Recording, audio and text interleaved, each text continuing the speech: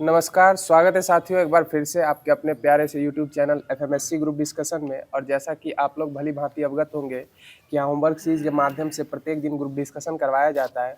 Homework जो है हमारी टेक्निकल टीम के माध्यम से हमारे व्हाट्सएप एवं टेलीग्राम चैनलों पे पूर्व में ही आप लोगों के मध्य सेंड कर दी जाती है, जिसको पढ़ने के पश्चात अगर आप इस वीडियो को सुनते हैं तो निश्चित तौर पर आपकी तैयारी और भी बेहतर हो सकती है। और इस वीडियो के लास्ट में आप लोगों के लिए क्वेश्चन छोड़ा जाता है, जिसका आंसर आप लोगों को कमेंट माध्यम से देना रहता है। और जैसा कि ग्रुप का नियम है कि सबसे तेज जवाब देने वाले 5 साथियों का नाम लिया जाता है। तो कल का जो क्वेश्चन था, गोकक जलप्रपात जो है यह किस राज्य में और किस जगह पे हो जाएगा? तो इसका आंसर हो जाएगा गोकक जलप्रपात जो है बेलगांव जिले में और कर्नाटक राज्य में हो जाएगा। और जैसा कि ग्रुप का नियम है सबसे तेज 5 साथियों का यहाँ नाम लिया जाता है। तो पहले स्थान पे जो जवाब आया है पूजा कुमारी जी का जवाब आया है, दूसरे स्थान पे शिवजी पासवान जी का जवाब आया है, तीसरे स्थान पे रेखा सिंह जी का जवाब आया है, चौथे स्थान पे कविता जी का जवाब आया है और 5वें स्थान पे राकेश यादव जी का जवाब आया है। तो इन सब साथियों को बहुत बहुत धन्यवाद जो ग्रुप डिस्कशन के लास्ट तक बने रहते हैं और जो भी क्वेश्चन दिया जाता है उसका आंसर कमेंट माध्यम से देने का प्रयास अवश्य करते हैं। तो बिना देरी किए हुए आज की जो होमवर्क सीरीज है आज के करंट अफेयर से मेरे द्वारा प्रारंभ की जा रही है। आप लोग भी कमेंट माध्यम से क्वेश्चन का आंसर देने का प्रयास अवश्य कीजिए। बताइएगा, हाल ही में अमेरिका इंडिया कनेक्ट सबसी केबल इनिशिएटिव की घोषणा किसने की है? किस संस्था के द्वारा की गई है? या गूगल के द्वारा की गई है? हाल ही में अमेरिका इंडिया कनेक्ट सबसी केबल इनिशिएटिव की घोषणा किसने की है? किस संस्था ने? या गूगल के द्वारा की गई है। बताइएगा, हाल ही में BWF एथलीट आयोग के अध्यक्ष किन्हें नियुक्त किया गया है? या पीवी सिंधु को नियुक्त किया गया है। हाल ही में BWF एथलीट आयोग के अध्यक्ष किन्हें नियुक्त किया गया है? पीवी सिंधु को नियुक्त किया गया। बताइएगा, ओलंपिक्स में बैडमिंटन प्रतिस्पर्धा में महिला वर्ग के लिए पहला पदक किस खिलाड़ी के द्वारा जीता गया था?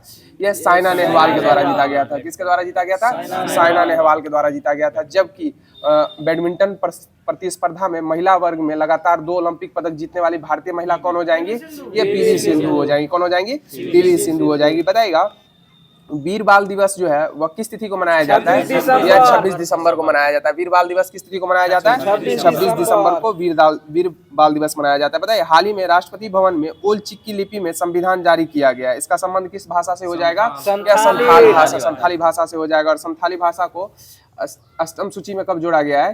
2003 हाँ, 2003 हो जाएगा। BDMS बोडो डोंगरी मैथिली और संथाली भाषा की संविधान संशोधन के तहत अष्टम सूची में जोड़ा गया है या 92वां संविधान संशोधन के तहत जोड़ा गया। और बताइएगा, वर्तमान में अष्टम सूची में कुल भाषाएं कितनी है? 22 भाषाएं हो जाएंगी। कितनी भाषा हो जाएंगी? 22 भाषा हो जाएंगी। और मूल संविधान में कितनी भाषाएं अष्टम सूची में उल्लेखित थी? या 14 भाषाएं हो जाएंगी। कितनी भाषा हो जाएंगी? मूल संविधान में 14 भाषाएं हो जाएंगी। और संशोधन के पश्चात अभी तक वर्तमान में कितनी भाषाएं जोड़ी जा चुकी है? 22 भाषाएं उसमें उल्लेखित हो जाएंगी।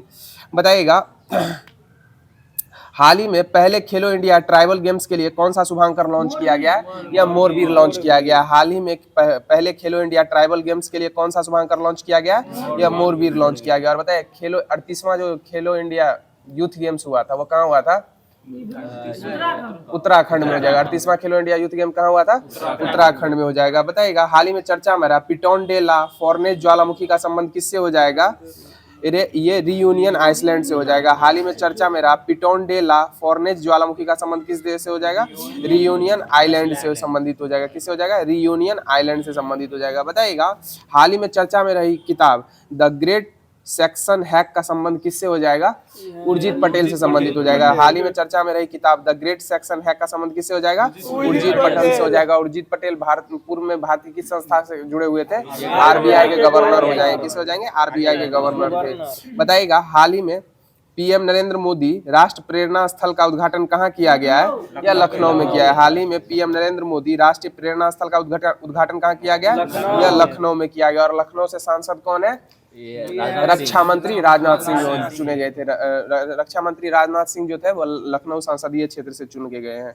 बताइएगा, हाल ही में मेजर ध्यानचंद खेल रत्न पुरस्कार के लिए किसे नामित किया गया है? या हार्दिक सिंह को नामित किया है। हाल ही में मेजर ध्यानचंद खेल रत्न पुरस्कार के लिए किन्हें नामित किया गया? हार्दिक सिंह को किया गया। और हार्दिक सिंह का संबंध किस खेल से हो जाएगा? हॉकी से संबंधित हो जाएंगे। हार्दिक सिंह का संबंध किस खेल से हो जाएगा? हॉकी से। और मेजर ध्यानचंद खेल रत्न पुरस्कार में पुरस्कार राशि कितनी है? 25 लाख रुपए हो जाएगी। मेजर ध्यानचंद खेल रत्न पुरस्कार में पुरस्कार राशि कितनी हो जाएगी? 25 लाख रुपए हो जाएगी। बताइएगा, इसरो ने किस देश का अब तक का सबसे भारी payload Blue Bird Block 2 communication satellite launch किया है? यह अमेरिका का हो जाएगा। कौन सा हो जाएगा? अमेरिका देश का किया। और किस रॉकेट से लॉन्च किया गया था? LVM-3M6 हो जाएगा। किससे हो जाएगा? LVM-3M6 हो जाएगा। और ये किसके लिए प्रक्षेपित किया गया था? बेहतर मोबाइल नेटवर्क के लिए प्रक्षेपित किया गया था। ब्लूबर्ड ब्लॉक 2 जो है वह किसके लिए प्रक्षेपित किया गया था? यह बेहतर मोबाइल नेटवर्क के लिए किया गया था। और अभी वर्तमान में भारत इसरो के द्वारा कितने सैटेलाइटों का संचालन किया जा रहा है? 56 सैटेलाइट। कितने हुआ? 56 का किया जा रहा है, जिसमें पृथ्वी अवलोकन हो जाएगा आपका 26। पृथ्वी अवलोकन के लिए 26 हो जाएगा। 19 नौ नेविगेशन 19 जो हो जाएगा आपका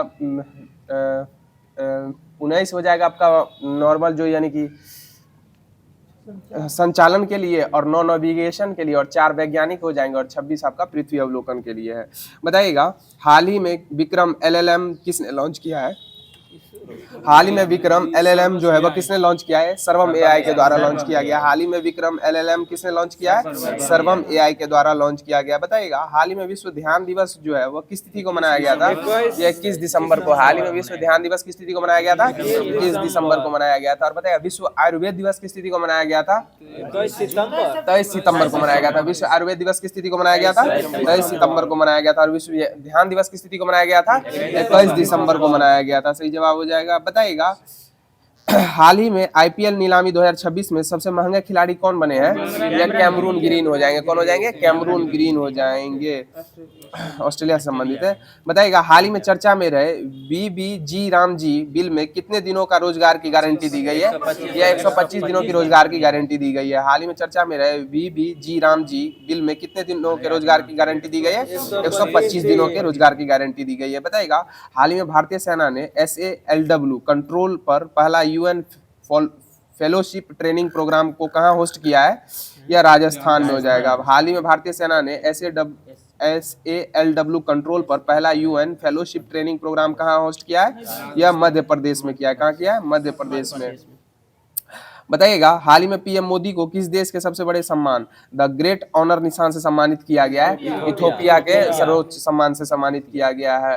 और फॉर्मूला के खिलाड़ी यानी रेसिंग के जो खिलाड़ी हो जाएंगे, जो कार रेसिंग में सम्मिलित होते हैं, ऑस्कर पियास्त्री को ऑस्ट्रिया का सर्वोच्च खेल सम्मान दिया गया है। इस सर्वोच्च खेल सम्मान का क्या नाम है? डॉन अवार्ड हो जाएगा। क्या हो जाएगा? डॉन अवार्ड दिया गया ऑस्कर पियास्त्री को। बताइएगा भारतीय सेना ने किसके संयोग से संयुक्त सैन्य अभ्यास डेजर्ट साइक्लोन 2025 प्रारंभ किया है? यह UAE के मध्य किया है। भारत और UAE के मध्य कौन सा युद्धाभ्यास हो रहा है? डेजर्ट साइक्लोन हुआ था 2025 में, डेजर्ट साइक्लोन। बताइएगा और सूर्य किरण किस किस के मध्य होता है? भारत और नेपाल के मध्य होता है। और 2025 में इसका 19वां संस्करण हुआ था। 19वां संस्करण हुआ था सूर्य किरण युद्धाभ्यास का। बताइएगा हाल ही में एशिया पावर इंडेक्स 2025 में भारत को एशिया में कौन सा स्थान प्राप्त हुआ है? यह तीसरा स्थान प्राप्त हुआ है। हाल ही में एशिया पावर इंडेक्स 2025 में भारत को एशिया में कौन सा स्थान प्राप्त हुआ है? यह तीसरा स्थान प्राप्त हुआ। बताइएगा हाल ही में भारत के मुख्य सूचना आयुक्त जो है वो कौन निर्मित हुए हैं? यह राजकुमार गोयल हो जाएंगे। हाल ही में भारत के मुख्य सूचना आयुक्त कौन निर्मित हुए हैं? ये राजकुमार गोयल हो जाएंगे। बताइएगा हाल ही में रिलायंस कंज्यूमर प्रोडक्ट्स ने किस देश के TGI ग्रुप के साथ ज्वाइंट वेंचर किया है? यह नाइजीरिया का हो जाएगा। हाल ही में रिलायंस कंज्यूमर प्रोडक्ट्स ने किस देश के TGI ग्रुप के साथ ज्वाइंट वेंचर किया है?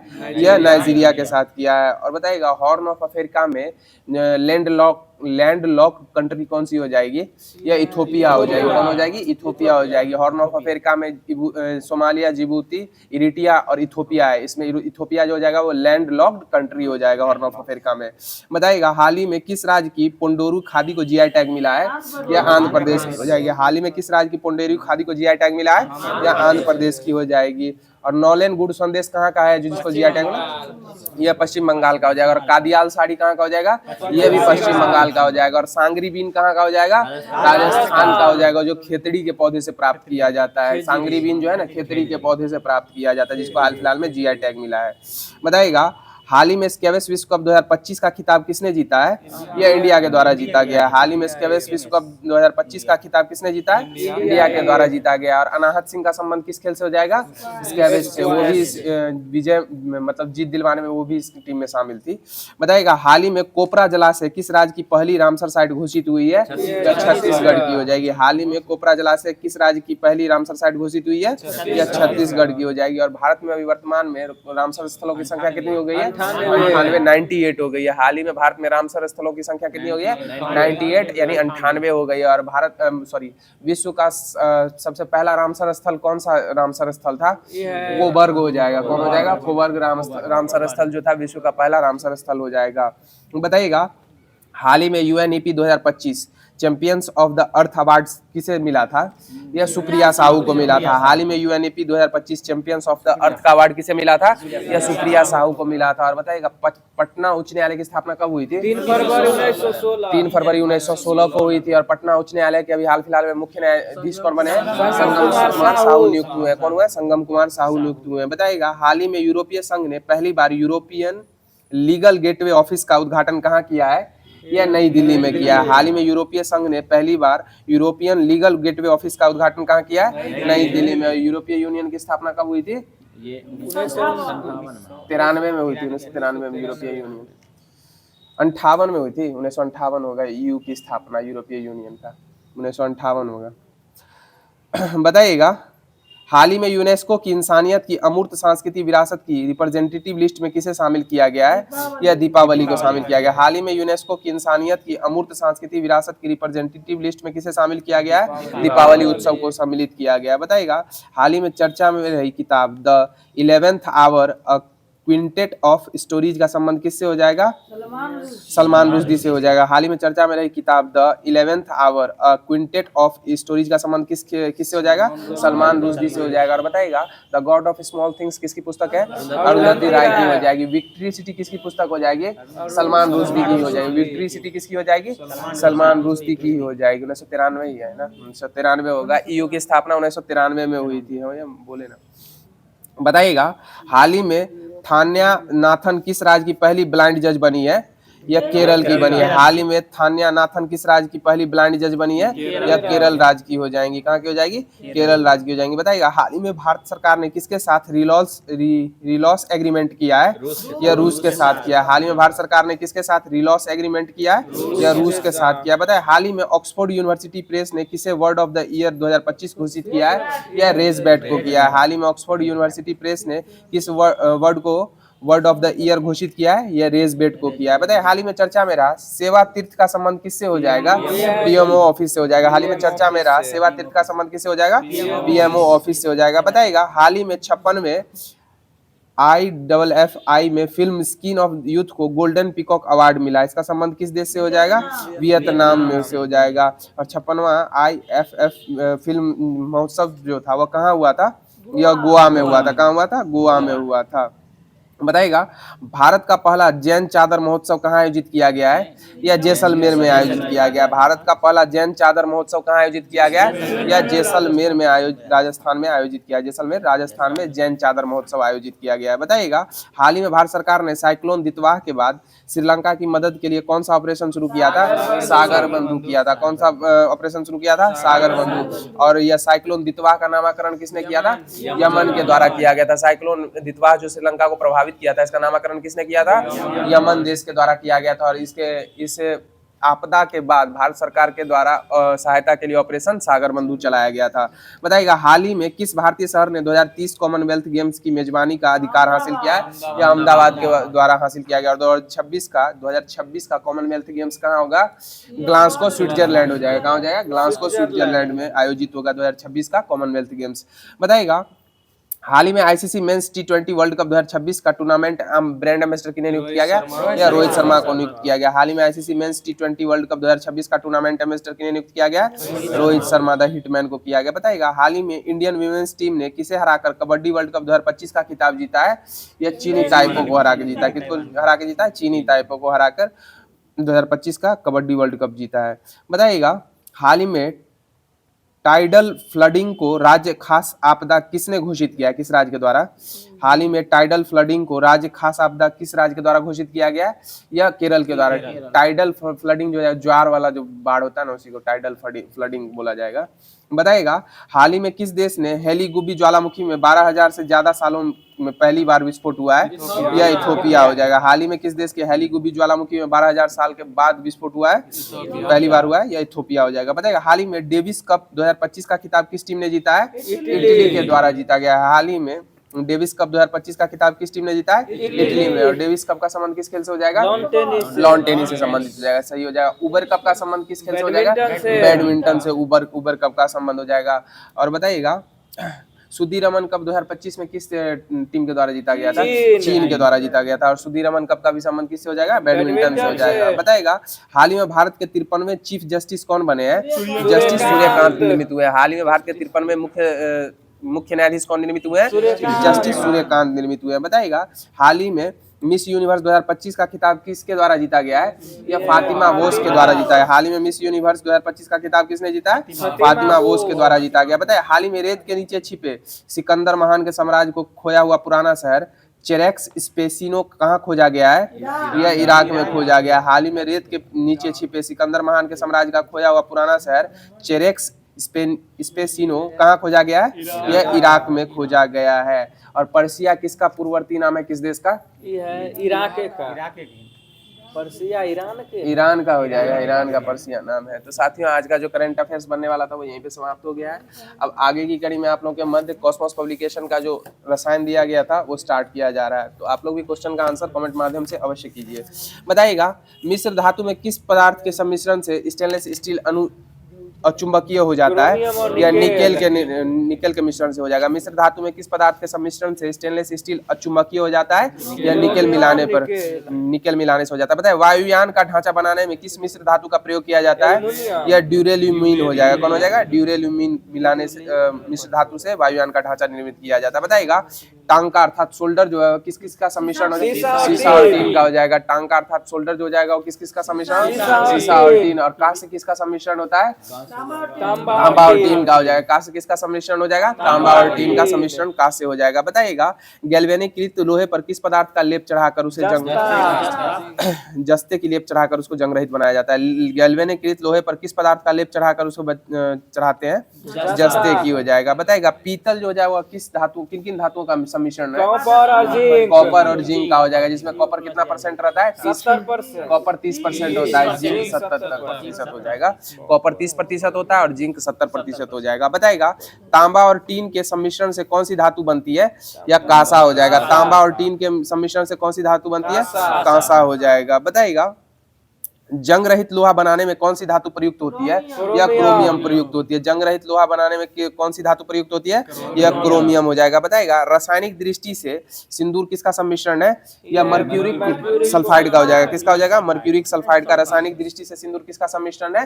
मर्क्यूरिक सल्फाइड का हो जाएगा। और लाल सिंदूर किसको कहा जाता है? Pb3O4 हो जाएगा। लाल सिंदूर किसको कहा गया? Pb3O4 को कहा गया। बताइएगा हवाई जहाज तथा रेल के डिब्बे में पुर्जे के रूप में किस धातु से निर्मित मिश्र धातु का प्रयोग किया जाता है? या एल्युमिनियम का प्रयोग किया जाता है। और एल्युमिनियम की प्रकृति कैसी होती है? उभयधर्मी हो जाएगा। और बताइएगा धातु जो है धातु अम्ल के साथ अभिक्रिया करके क्या क्या देती है? लवण और हाइड्रोजन गैस देती है। लवण और हाइड्रोजन गैस। धातु जो है अम्ल के साथ अभिक्रिया करके लवण और हाइड्रोजन गैस निर्मित करती है। जबकि HNO3 के साथ अपवाद है। HNO3 के साथ अभिक्रिया करेगा तो लवण और जल दोनों देगा। क्या देगा? लवण और जल देगा। बताइएगा जल और चौक के मिश्रण को किस विधि के द्वारा पृथक किया जाता है? अवसादन के द्वारा पृथक किया जाता है। जल और चौक के सम्मिश्रण को किस विधि के द्वारा अलग किया जाता है? अवसादन विधि के द्वारा अलग किया जाता है। और बताइए पेट्रोलियम जो है वो किन चट्टानों से प्राप्त किया जाता है?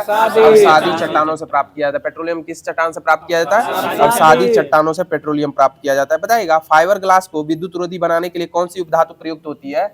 या बोरॉन हो जाएगी। फाइबर ग्लास को विद्युत रोधी बनाने के लिए कौन सी उपधातु प्रयुक्त होती है? या बोरोन हो जाएगी। और बताइएगा हीरे की जो प्रकृति होती है वह कैसी होती है? उष्मा का क्या हो जाएगा? हीरा उष्मा का कुचालक। उष्मा का सुचालक हो जाएगा। विद्युत का कुचालक हो जाएगा। और कांच जो होता है ना वो दोनों हो जाएगा। उष्मा का और विद्युत का दोनों का कुचालक हो जाएगा। बताइएगा एलईडी में प्रयोग किया जाने वाला गैलियम आर्सेनाइड जो है वह किस उपधातु का यौगिक है? या आर्सेनिक का हो जाएगा। एलईडी में प्रयोग किया जाने वाला गैलियम आर्सेनाइड किस उपधातु का यौगिक है? या आर्सेनिक का हो जाएगा। बताइएगा पुनर्लेखन योग्य सीडी एवं डीवीडी के निर्माण में प्रयुक्त उपधातु कौन सी है? यह टेल्यूरियम हो जाएगी। क्या हो जाएगी? टेल्यूरियम हो जाएगी जो पुनर्लेखन योग्य सीडी और डीवीडी के निर्माण में प्रयुक्त होती है। बताइएगा ट्रांजिस्टर एवं कंप्यूटर चिप के निर्माण में किस उपधातु का प्रयोग किया जाता है? सिलिकॉन का प्रयोग किया जाता है। ट्रांजिस्टर एवं कंप्यूटर चिप के निर्माण में किस उपधातु का प्रयोग किया जाता है? सिलिकॉन का प्रयोग किया जाता है। बताइएगा सर्वाधिक मात्रा में सिलिका का प्रयोग किस प्रकार के कांच के निर्माण में होता है? या क्वार्ज कांच के निर्माण में होता है। सर्वाधिक मात्रा में सिलिका का प्रयोग किस प्रकार के कांच के निर्माण में होता है? क्वार्ज कांच के निर्माण में होता है। बताइए पेयजल में आर्सेनिक की कितनी मात्रा सुरक्षित मानी जाती है? 10 भाग प्रति बिलियन हो जाएगी। कितनी हो जाएगी? 10 भाग प्रति बिलियन। और मछलियों के जीवित रहने के लिए बीओडी की कितनी प्रतिशत मात्रा जल में घुली होनी चाहिए? 4% हो जाएगी। कितनी हो जाएगी? 4%। पे के लिए 0%, जबकि जीव जंतु जो मछली वगैरह उसके जीवित रहने के लिए 4% बीओडी रहना आवश्यक होता है। बताइएगा किस कार्बनिक यौगिक को फायर डैम के नाम से भी जाना जाता है? ये मेथेन को जाना जाता है। किस कार्बनिक यौगिक को फायर डैम के नाम से जाना जाता है? मेथेन को जाना जाता है। बताइएगा किसके कारण जो है लोहा अमलगम का निर्माण नहीं करता है? उच्च धात्विक बंध के कारण। किसके कारण लोहा जो है वो अमलगम का निर्माण नहीं करता है? उच्च धात्विक बंध के कारण। तो कॉस्मोस पब्लिकेशन का जो रसायन दिया गया था वो समाप्त कर दिया गया है। अब आगे की कड़ी में आप लोगों के मध्य कॉस्मोस पब्लिकेशन का बायो स्टार्ट किया जा रहा है। बताइएगा विटामिन जो होते हैं वह किसके यौगिक होते हैं? कार्बनिक यौगिक हो जाएंगे। विटामिन किसके यौगिक हो जाएंगे? कार्बनिक यौगिक हो जाएंगे। बताइएगा किलोसिस नामक रोग जो है वह किस विटामिन की कमी से हो जाता है? विटामिन B2 की कमी से हो जाता है। किलोसिस नामक रोग किसकी कमी से हो जाता है? विटामिन B2 की कमी से। और विटामिन B2 का रासायनिक नाम क्या हो जाएगा? राइबोफ्लोविन हो जाएगा। क्या हो जाएगा? राइबोफ्लोविन हो जाएगा। बताइएगा किस विटामिन की कमी से चोट पर जब रक्त का थक्का अत्यधिक समय तक जो है रक्त का थक्का नहीं निर्मित होता है? कौन से विटामिन? या विटामिन K की कमी से होता है। किसकी कमी? विटामिन की कमी से? विटामिन K की कमी से। बताइएगा जल में कौन सा विटामिन जो होता है वह घुलनशील होता है? बी और सी हो जाएगा। कौन कौन सा विटामिन जल में घुलनशील हो जाएगा? बी और सी हो जाएगा। और बताएगा एकमात्र विटामिन जिसमें कोबाल्ट पाया जाता है? B12 साइनोकोबालामीन हो जाएगा। कौन हो जाएगा? B12 B12 साइनोकोबालामीन हो जाएगा। बताइएगा कौन सा तत्व किडनी में पथरी को बनने से रोकता है? मैग्नीशियम। कौन सा तत्व जो है किडनी में पथरी को निर्मित होने से रोकता है? मैग्नीशियम हो जाएगा। और हृदय के लिए कौन सा तत्व जो होता है वो अत्यधिक लाभकारी होता है? पोटेशियम हो जाएगा। हृदय के लिए अत्यधिक लाभकारी तत्व कौन सा हो जाएगा? पोटेशियम हो जाएगा। सही जवाब हो जाएगा। आप बताइएगा किडनी में पथरी का जो निर्माण होता है वह किस यौगिक के कारण होता है? कैल्शियम ऑक्जेलेट के कारण होता है। किसके कारण होता है? कैल्शियम ऑक्जेलेट के कारण किडनी में पथरी का निर्माण होता है। बताइएगा किस विटामिन की कमी से वृद्धि में कमी हो जाती है? विटामिन B9 की कमी से हो जाएगा। किस विटामिन की कमी से वृद्धि में कमी हो जाती है? B9 की कमी से हो जाएगा। सही जवाब हो जाएगा। बताइएगा वसा में घुलनशील विटामिन कौन कौन से हो जाएंगे? ADE हो जाएगा। कौन हो जाएगा? वसा में घुलनशील विटामिन कौन हो जाएगा? ADE हो जाएगा। बताइएगा कौन सा फल जो है वह स्कर्वी रोग के उपचार में उपयोगी है? आंवला हो जाएगा। कौन सा फल स्कर्वी रोग के उपचार में उपयोगी होता है? आंवला हो जाएगा। सही जवाब हो जाएगा। बताइएगा वयस्कों में ऑस्ट्रोमलेशिया रोग जो हो जाता है वह किस विटामिन की कमी से हो जाता है? विटामिन D की कमी से हो जाता है। और बताइएगा बायोटीन किस विटामिन को कहा गया? B7 को कहा गया। बायोटीन किसको कहा गया? B7 को कहा गया। और बाल किस विटामिन की कमी से पकते हैं? B7 की कमी से ही पकते हैं। बाल सफेद झड़ेगा B5 से और सफेद हो जाएगा तो B7 की कमी से होता है।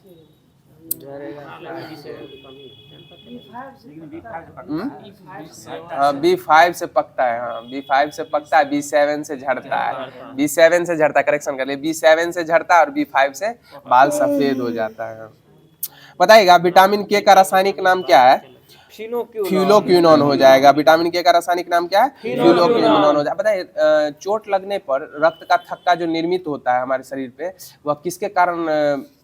विटामिन छोड़ के आंसर देना है। किसके कारण संभव हो पाता है? हाँ थ्रोम्बिन के कारण संभव हो पाता है। किसके कारण हो पाता है? थ्रोम्बिन के कारण। हाँ बताइएगा किसकी कमी से मंदबुद्धिता और बौना रोग हो जाता है?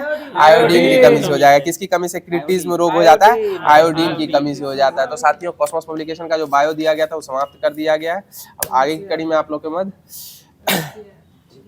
हिस्ट्री प्रारंभ किया जा रहा है कॉस्मोस पब्लिकेशन का। बताइएगा वेद का शाब्दिक अर्थ क्या होता है? ज्ञान हो जाएगा। वेद का शाब्दिक अर्थ क्या हो जाएगा? ज्ञान हो जाएगा। और वेदों की संख्या कितनी है? 4 हो जाएगी। और वेदांग की संख्या कितनी है? 6 हो जाएगी। और उपनिषद की संख्या कितनी है? 108 हो जाएगी। सही जवाब हो जाएगा। बताइए आर्य शब्द किसको इंगित करता है? आर्य शब्द यह श्रेष्ठ को इंगित करता है। आर्य शब्द किसको इंगित करता है? श्रेष्ठ को इंगित करता है। बताइएगा यज्ञ संबंधी विधि विधानों को जानकारी किस वेद से प्राप्त होती है? यह यजुर्वेद से प्राप्त होती है। यज्ञ संबंधी विधि विधानों की जानकारी किस वेद से प्राप्त होती है? यजुर्वेद से प्राप्त होती है। बताइएगा उपनिषद किस परंपरा पर आधारित है? भारतीय दर्शन परंपरा पर हो जाएगा। उपनिषद किस परंपरा पर आधारित है? भारतीय दर्शन परंपरा पर आधारित। दर्शन परंपरा हो जाएगा, दार्शनिक नहीं होगा, दर्शन। बताइएगा ऋग्वेद का कौन सा मंडल जो है वह सोम देवता को समर्पित है? यह 9वां मंडल हो जाएगा। और गायत्री मंत्र का उल्लेख कौन से में हो जाएगा? 3रे मंडल में हो जाएगा। और 10वें मंडल में किसका उल्लेख हो जाएगा? वर्ण व्यवस्था का उल्लेख हो जाएगा। वर्ण व्यवस्था का उल्लेख 10वें मंडल में हो जाएगा।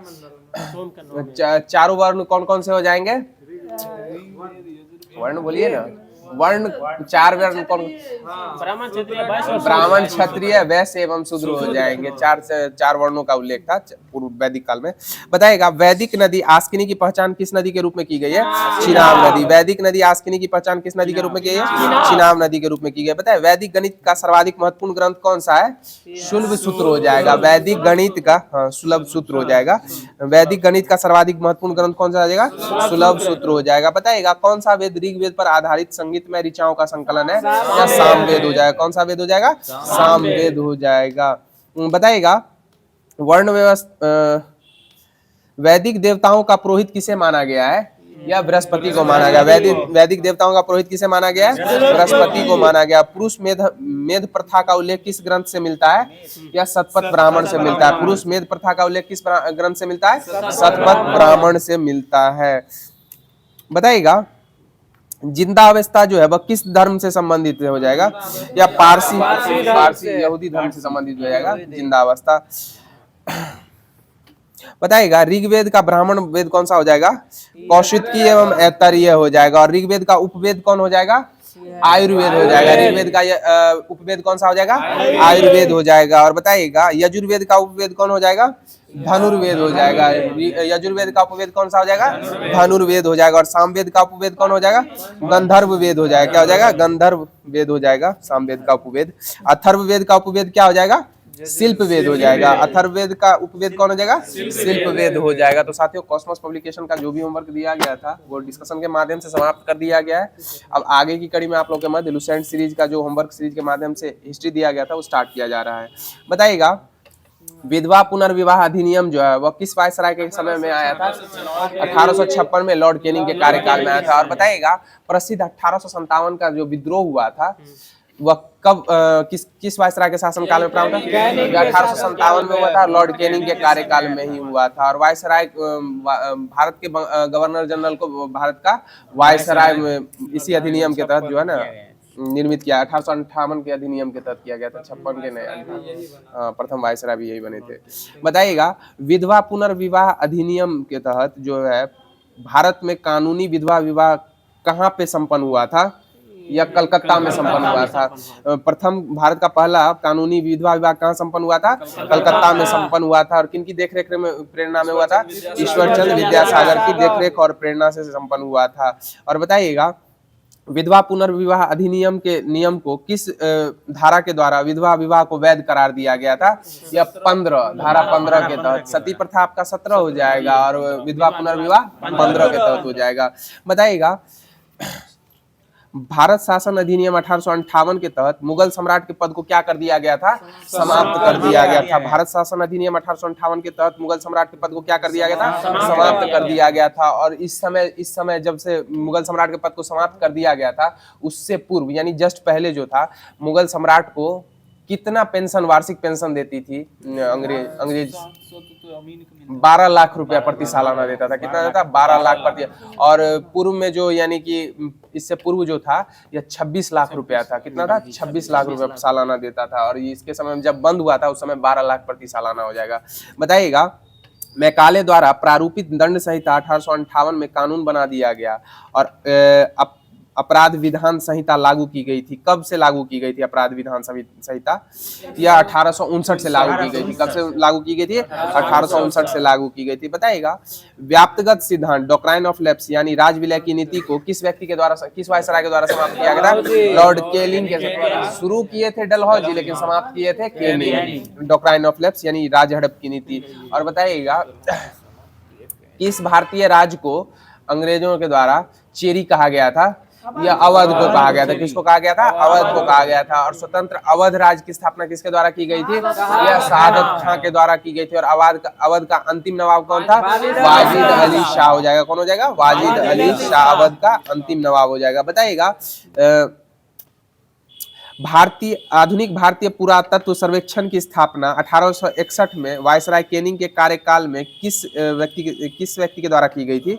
यह सर अलेक्जेंडर कनिंघम के द्वारा की गई थी। किसके द्वारा की गई थी? सर अलेक्जेंडर कनिंघम के द्वारा की गई थी। बताइएगा इंडियन काउंसिल एक्ट जो था वह कब पारित हुआ था? यह 1861 में पारित हुआ था। इंडियन काउंसिल एक्ट कब पारित हुआ था? 1861 में पारित हुआ था। और पोर्टफोलियो प्रणाली लागू की गई थी। पोर्टफोलियो का अर्थ क्या हो जाएगा? पोर्टफोलियो का अर्थ होता है जिस विभाग का होगा ना, वो विभाग उस विभाग का मुख्य कार्यकारिणी हो जाएगा। वो विभाग ही उस विभाग का मुख्य कार्यकारिणी हो जाएगा। बताइएगा बहावी आंदोलन का दमन जो था वह किस वायसराय के कार्यकाल में हुआ था? यह एल्गिन के समय में था। लॉर्ड एल्गिन के समय में बहावी आंदोलन का दमन हुआ था। 1863 में धर्मशाला में मृत्यु एल्गिन की हो गई थी। बताइएगा भूटान ने ब्रिटिश साम्राज्य पर जो 1865 में आक्रमण किया था उस समय वायसराय कौन थे? यह लॉर्ड लॉरेंस हो जाएंगे। 1865 में जब भूटान ने अंग्रेजी साम्राज्य पर आक्रमण किया था उस समय वायसराय कौन थे?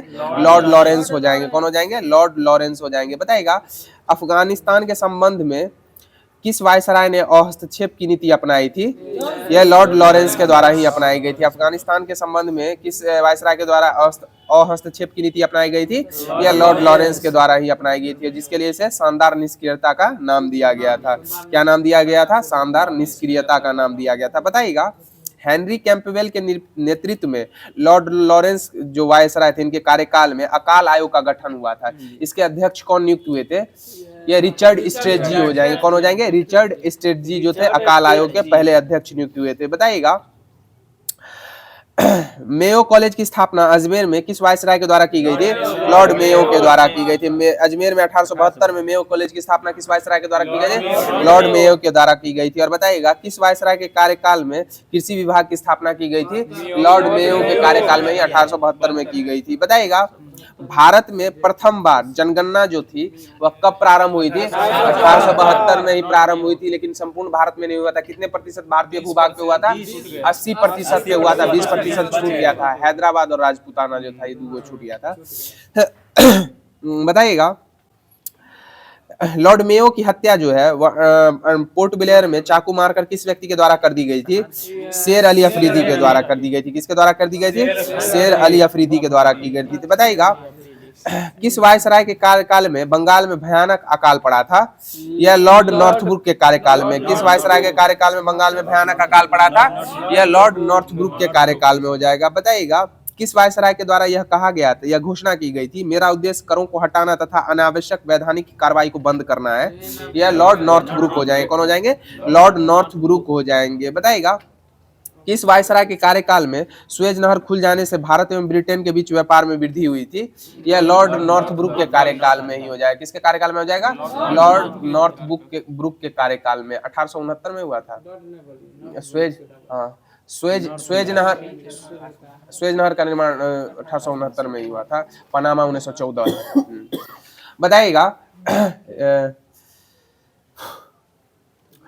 सोम प्रकाश एक बंगाली भाषा का साप्ताहिक समाचार पत्र था जिसका प्रकाशन जो था वह किसके द्वारा किया जा रहा था? संपादन द्वारकानाथ विद्याभूषण हो जाएंगे। सोम प्रकाश एक बंगाली भाषा का साप्ताहिक पत्रिका थी और इस समाचार पत्रिका थी और इसका संपादन कौन कर रहे थे? द्वारकानाथ विद्याभूषण के द्वारा किया जा रहा था। बताइएगा किस समाचार पत्र के द्वारा वायनाकुलर प्रेस एक्ट का समर्थन किया गया था?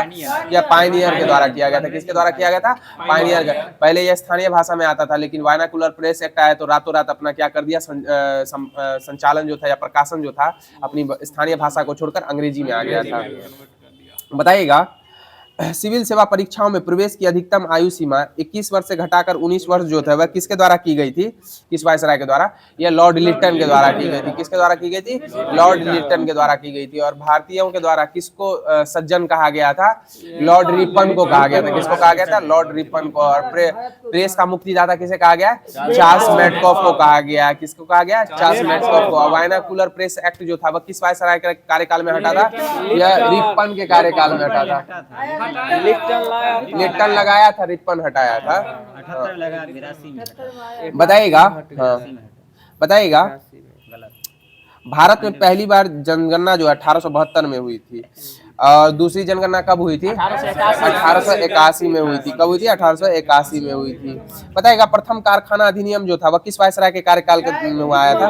या रिपन के कार्यकाल में 1881 में प्रथम कारखाना अधिनियम आया था। इसमें 7 वर्ष से कम की आयु के बच्चों को कार्य पर रखना प्रतिबंधित कर दिया गया था, और 7 से 12 वर्ष के श्रमिकों के लिए कितने से अधिक कार्य करना प्रतिबंधित था?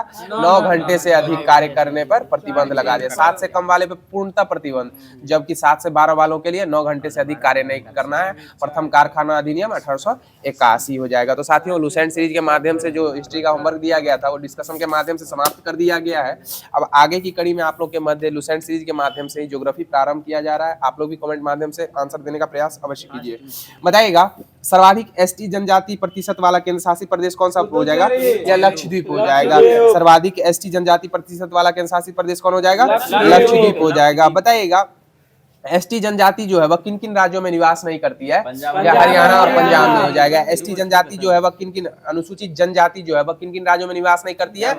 हरियाणा एवं पंजाब में हो जाएगा। और बताइएगा, एससी जो है वह कहाँ निवास नहीं करती है? एससी या लक्षद्वीप एवं अंडमान निकोबार द्वीप समूह में कोई भी अनुसूचित जाति निवास नहीं करती है। लक्षद्वीप एवं अंडमान निकोबार द्वीप में एक कोई भी एससी यानी अनुसूचित जाति निवास नहीं करती है। और अनुसूचित जनजाति किन किन राज्यों में निवास नहीं करती है? हरियाणा एवं पंजाब हो जाएगा। और एसटी जनजाति जो है वो किन किन केंद्र शासित प्रदेशों में निवास नहीं करती है? एसटी जनजाति, अनुसूचित जनजाति या दिल्ली, चंडीगढ़ और पुदुचेरी में हो जाएगा। कहाँ हो जाएगा? दिल्ली, चंडीगढ़ एवं पुदुचेरी में अनुसूचित जनजाति जो है वह निवास नहीं करती है। केंद्र शासित प्रदेशों में कौन कौन से प्रदेश हो जाएंगे? दिल्ली, चंडीगढ़, पुदुचेरी में अनुसूचित जनजाति निवास नहीं करती है। बताइएगा, भाखड़ा नांगल परियोजना जो है किस नदी पर निर्मित है? या सतलज नदी पे हो जाएगा। भाखड़ा नांगल परियोजना किस नदी पे हो जाएगा? सतलज नदी पे निर्मित हो जाएगा। और इसे बताइएगा, इससे लाभान्वित राज्य कौन कौन से राज्य हो जाएंगे? पंजाब, हरियाणा, हिमाचल प्रदेश और राजस्थान हो जाएंगे। पंजाब, हरियाणा, हिमाचल प्रदेश और राजस्थान भाखड़ा नांगल परियोजना से लाभान्वित राज्य हो जाएंगे। और ये किस नदी पर निर्मित है? सतलज नदी पर निर्मित है। बताएगा, व्यास परियोजना किस नदी पे है?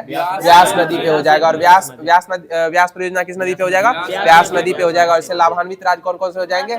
यह राजस्थान, पंजाब, हरियाणा और हिमाचल प्रदेश ही हो जाएंगे। राजस्थान, पंजाब, हरियाणा और हिमाचल प्रदेश। भाखड़ा नांगल और व्यास परियोजना से लाभान्वित होने वाले राज्य कौन कौन से हो जाएंगे? राजस्थान, पंजाब, हरियाणा एवं हिमाचल प्रदेश हो जाएंगे। बताइएगा, दामोदर घाटी परियोजना किस नदी पर निर्मित है? दामोदर नदी पर निर्मित हो जाएगा। और इससे लाभान्वित राज्य कौन कौन से हो जाएंगे? झारखंड एवं पश्चिम बंगाल हो जाएंगे। दामोदर घाटी परियोजना से लाभान्वित राज्य झारखंड एवं पश्चिम बंगाल हो जाएंगे। बताइएगा, हीराकुंड बांध परियोजना किस नदी पे है? या महानदी पे हो जाएगा। और हीराकुंड बांध परियोजना से लाभान्वित राज्य कौन सा हो जाएगा? उड़ीसा हो जाएगा। और उड़ीसा का शोक किस नदी को कहा गया? महानदी को ही कहा गया है। किस नदी को कहा गया? महानदी। बताइएगा, चंबल परियोजना से लाभान्वित राज्य कौन कौन से हो जाएंगे? मध्य प्रदेश एवं राजस्थान हो जाएंगे। चंबल परियोजना चंबल नदी पे निर्मित है और इससे लाभान्वित राज्य कौन कौन से हो जाएंगे? राजस्थान और मध्य प्रदेश हो जाएंगे चंबल परियोजना से लाभान्वित राज्य। बताएगा, तुंगभद्रा परियोजना किस नदी पे है? या तुंगभद्रा नदी पे हो जाएगा। तुंगभद्रा परियोजना किस नदी पे है? तुंगभद्रा नदी पे हो जाएगा। और इससे लाभान्वित राज्य कौन कौन से हैं? तेलंगाना और कर्नाटक हो जाएंगे। तुंगभद्रा परियोजना से लाभान्वित राज्य कौन कौन से हो जाएंगे? तेलंगाना और कर्नाटक हो जाएंगे। बताइएगा, नागार्जुन सागर परियोजना किस नदी पे है? या कृष्णा नदी पे हो जाएगा। नागार्जुन सागर परियोजना किस नदी पे हो जाएगा? कृष्णा नदी पे हो जाएगा। और इससे लाभान्वित राज्य कौन कौन से हो जाएंगे? आंध्र प्रदेश एवं तेलंगाना हो जाएंगे। आंध्र प्रदेश और तेलंगाना नागार्जुन सागर परियोजना से लाभान्वित राज्य हो जाएंगे। बताइएगा, कोसी परियोजना से लाभान्वित कौन कौन हो जाएंगे? बिहार राज्य में बिहार और देश में नेपाल हो जाएगा। कोसी परियोजना से लाभान्वित कौन कौन से हो जाएंगे? बिहार राज्य हो जाएगा और नेपाल देश हो जाएगा। बताइएगा, गंडक नदी परियोजना किस नदी पर निर्मित है? या गंडक नदी पे हो जाएगा। गंडक नदी परियोजना किस नदी पर निर्मित है? गंडक नदी पे ही निर्मित हो जाएगा। और इससे लाभान्वित क्षेत्र कौन कौन से हो जाएगा? बिहार और बंगाल हो जाएंगे। कौन हो जाएंगे? बिहार और बंगाल हो जाएंगे। बताइएगा, फरक्का परियोजना किस नदी पे निर्मित है? गंगा नदी भागीरथी पे निर्मित हो जाएगा। फरक्का परियोजना किस नदी पे निर्मित है? गंगा एवं भागीरथी। और इससे लाभान्वित राज्य कौन सा हो जाएगा? पश्चिम बंगाल हो जाएगा। और बताइए, काकड़ापारा परियोजना किस नदी पे है? ताप्ती नदी पे हो जाएगा। काकड़ापारा परियोजना किस नदी पे हो जाएगा? ताप्ती नदी पे हो जाएगा। और काकड़ापारा परियोजना से लाभान्वित राज्य कौन सा हो जाएगा? गुजरात हो जाएगा। काकड़ापारा परियोजना से लाभान्वित राज्य गुजरात हो जाएगा। बताइए, तवा परियोजना किस नदी पे है? तवा नदी पे हो जाएगा। और इससे लाभान्वित राज्य कौन सा हो जाएगा? मध्य प्रदेश हो जाएगा। तवा परियोजना किस नदी पे हो जाएगा? तवा नदी पर। उससे लाभान्वित राज्य कौन सा हो जाएगा? मध्य प्रदेश हो जाएगा। बताइएगा, उकाई परियोजना किस नदी पे है? ताप्ती ताप्ती नदी। नदी पे हो जाएगा। उकाई परियोजना किस नदी पे हो जाएगा? ताप्ती नदी पर हो जाएगा। और उकाई परियोजना से लाभान्वित राज्य गुजरात हो जाएगा। बताइए माल गुजरात हो जाएगा। बताएगा पोचमपाद परियोजना किस नदी पे है? गोदावरी नदी पे हो जाएगा। पोचमपाद परियोजना किस नदी पे हो जाएगा? गोदावरी नदी पे हो जाएगा। और पोचमपाद परियोजना से लाभान्वित राज्य कर्नाटक हो जाएगा। पोचमपाद परियोजना से लाभान्वित राज्य कर्नाटक हो जाएगा। बताइएगा रिहंद परियोजना किस नदी पे है? रिहंद नदी पे हो जाएगा। और बताइएगा कुंडा परियोजना किस नदी पे है? या कुंडा नदी पे ही हो जाएगा। कुंडा परियोजना जो है वह किस राज्य में स्थित है? तमिलनाडु में हो जाएगा। कुंडा परियोजना किस नदी पे? कुंडा नदी पे। और तमिलनाडु इससे लाभान्वित राज्य हो जाएगा। बताइएगा दुर्गा बैराज परियोजना किस नदी पे है? यह पश्चिम बंगाल लाभान्वित होता है। यह दामोदर नदी पे पश्चिम बंगाल और झारखंड दोनों लाभान्वित होते हैं दुर्गा बैराज परियोजना से। बताइएगा माता टीला परियोजना किस नदी पे है? या बेतवा नदी पे हो जाएगा। माता टीला परियोजना किस नदी पे हो जाएगा? बेतवा नदी पे हो जाएगा। बताइए टिहरी बांध किस नदी पर निर्मित है? भागीरथी नदी पर निर्मित और लाभान्वित, हाँ भिलंगना, भागीरथी एवं भिलंगना हो जाएगा टिहरी बांध। और इससे लाभान्वित राज्य कौन सा राज्य हो जाएगा? उत्तराखंड हो जाएगा। बताइए घाट प्रवाह परियोजना किस नदी पे है? घाट प्रवाह नदी पे होगा। गोकाक जल प्रपात भी घाट प्रवाह नदी पे ही हो जाएगा। बताइएगा भीमा परियोजना किस नदी पे है? पावना नदी पे हो जाएगा। भीमा परियोजना किस नदी पे हो जाएगा? पावना नदी पे हो जाएगा। और भीमा परियोजना किस राज्य में है? या महाराष्ट्र में हो जाएगा। इससे लाभान्वित राज्य हो जाएगा वो महाराष्ट्र हो जाएगा। बताइए जायकवाड़ी परियोजना किस नदी पे है? या गोदावरी नदी पे हो जाएगा। जायकवाड़ी परियोजना किस नदी पे है? गोदावरी नदी पे हो जाएगा। और इससे लाभान्वित राज्य कौन सा हो जाएगा? महाराष्ट्र हो जाएगा। जायकवाड़ी परियोजना गोदावरी नदी पे और लाभान्वित राज्य महाराष्ट्र हो जाएगा। बताइएगा हिडकल परियोजना किस नदी पे है? हिडकल या घाट प्रवाह नदी पे हो जाएगा। हिडकल परियोजना किस नदी पे हो जाएगा? घाट प्रवाह नदी पे हो जाएगा। बताइएगा नाथपा झाकरी परियोजना किस नदी पे हो जाएगा? सतलज नदी पे हो जाएगा। नाथपा झाकरी परियोजना किस नदी पे हो जाएगा? सतलज नदी पे हो जाएगा। और हिमाचल प्रदेश में इससे लाभान्वित राज्य हो जाएगा। और नाथपा झाकरी जो था बिहार SI के मेंस में पूछा हुआ था। नाथपा झाकरी परियोजना। बताइएगा कोल डैम परियोजना किस नदी पर निर्मित है? या सतलज नदी पे ही हो जाएगा। कोल डैम परियोजना और नाफ्ता झाकरी हो जाएगा वह सतलज नदी पर। लाभान्वित राज्य कौन सा हो जाएगा? हिमाचल प्रदेश हो जाएगा। बताइएगा पराम्बिकुलम आलियार परियोजना से लाभान्वित राज्य कौन कौन से हो जाएंगे? या तमिलनाडु और केरल हो जाएंगे। पराम्बिकुलम अलियार परियोजना से लाभान्वित राज्य तमिलनाडु और केरल हो जाएंगे। बताइए मुचकुंड परियोजना किस नदी पे है? या मुचकुंड परियोजना मुचकुंड नदी पे हो जाएगा। मुचकुंड परियोजना किस पे हो जाएगा? मुचकुंड नदी पे हो जाएगा। और इससे लाभान्वित राज्य उड़ीसा एवं आंध्र प्रदेश हो जाएंगे। बताइएगा बद्रीनाथ जो है किस नदी के किनारे अवस्थित है? या अलकनंदा नदी के किनारे हो जाएगा। बद्रीनाथ कहाँ हो जाएगा? अलकनंदा नदी के किनारे हो जाएगा। बताइएगा पंढरपुर किस नदी के किनारे है? या भीमा नदी के किनारे? पंढरपुर किस नदी के किनारे है? भीमा नदी के किनारे पंढरपुर हो जाएगा। बताइएगा जमशेदपुर जो है वह किस नदी के किनारे है? स्वर्णरेखा नदी के किनारे हो जाएगा। और बताए बरेली किस नदी के किनारे है? रामगंगा नदी के किनारे हो जाएगा। बरेली किस नदी के किनारे है? रामगंगा। बताए तिरुचिरापल्ली जो है वह किस नदी के किनारे है? हाँ कावेरी हो जाएगा। आंध्र प्रदेश में है तिरुचिरापल्ली। और यह कावेरी नदी के किनारे हो जाएगा तिरुचिरापल्ली। बताए विजयवाड़ा किस नदी के किनारे है? कृष्णा नदी के किनारे हो जाएगा। विजयवाड़ा किस नदी के किनारे हो जाएगा? कृष्णा नदी के किनारे हो जाएगा। बताए श्रीरंगपट्टनम जो है वह किस नदी के किनारे है? या कावेरी नदी के किनारे। श्रीरंगपट्टनम किस नदी के किनारे है? कावेरी नदी के किनारे। बताए देश में सबसे अधिक बांध जो है वह किस राज्य में स्थित है? या महाराष्ट्र राज्य में हो जाएंगे। कितने हो जाएंगे? 1845 बांध महाराष्ट्र राज्य में। और दूसरे स्थान पे मध्य प्रदेश 905। 1845 महाराष्ट्र पहले स्थान पे और 905 मध्य प्रदेश दूसरे स्थान पे हो जाएगा। और तीसरे स्थान पर गुजरात 666 बांध हो जाएंगे। बताइएगा बगलिहार परियोजना किस नदी पे निर्मित है? चिनाब नदी पे हो जाएगा। बगलिहार परियोजना किस नदी पे? चिनाब नदी पे। और लाभान्वित राज्य जो हो जाएगा जम्मू कश्मीर हो जाएगा। बताइए तुलबुल परियोजना किस नदी पे है? झेलम नदी पे। और सरहिंद नहर परियोजना किस नदी पे? या सतलज नदी पे हो जाएगा। सरहिंद नहर परियोजना किस नदी पे हो जाएगा? सतलज नदी पे हो जाएगा। बताए नर्मदा सागर परियोजना किस नदी पे है? नर्मदा पे हो जाएगा। बताए राणा प्रताप सागर परियोजना किस नदी पे है? चंबल नदी पे हो जाएगा। राणा प्रताप सागर परियोजना किस नदी पे हो जाएगा? चंबल नदी पे हो जाएगा। पता है हंसदेव बांगो परियोजना किस नदी पे हो जाएगा? या हंसदेव नदी पे हो जाएगा। और पूर्णा परियोजना किस नदी पे है? पूर्णा नदी पे ही हो जाएगा। पूर्णा परियोजना किस नदी पे है? पूर्णा नदी पे हो जाएगा। गिरना परियोजना किस नदी पे हो जाएगा? गिरना नदी पे हो जाएगा। तो साथियों ज्योग्राफी के माध्यम से जो भी होमवर्क दिया गया था वो समाप्त कर दिया गया है। अब आगे की कड़ी में आप लोगों के बाद पॉलिटी प्रारंभ किया जा रहा है। बताइएगा संविधान के भाग 8 के अंतर्गत केंद्र शासित प्रदेशों का प्रशासन जो है वह कहां से कहां तक अनुच्छेद में उल्लेखित है? 239 से 241 हो जाएगा। कितना हो जाएगा? 239 से 241 के मध्य हो जाएगा। बताइएगा जम्मू कश्मीर एवं लद्दाख को केंद्र शासित प्रदेश जो है वो कब निर्मित किया गया था? या 31 अक्टूबर 2019 को किया गया था। कब किया गया था? 31 अक्टूबर 2019 को किया गया था। 20 सितंबर 2020 था, 2020 में। बताइएगा, अंडमान निकोबार द्वीप समूह जो है वह केंद्र शासित प्रदेश है। इसमें कार्यपालिका का प्रधान कौन होता है? उपराज्यपाल हो जाएंगे। कौन हो जाएंगे? उपराज्यपाल। और चंडीगढ़ में कार्यपालिका के प्रधान प्रशासक हो जाएंगे। कौन हो जाएंगे? चंडीगढ़ में कार्यपालिका के प्रधान प्रशासक हो जाएंगे। बताइएगा, वर्तमान में आंतरिक सुरक्षा वातावरण को ध्यान में रखते हुए जम्मू कश्मीर राज्य में सीमा पार से प्रायोजित आतंकवाद के कारण जम्मू एवं कश्मीर संघीय क्षेत्र का क्या किया गया था? सृजन किया गया था।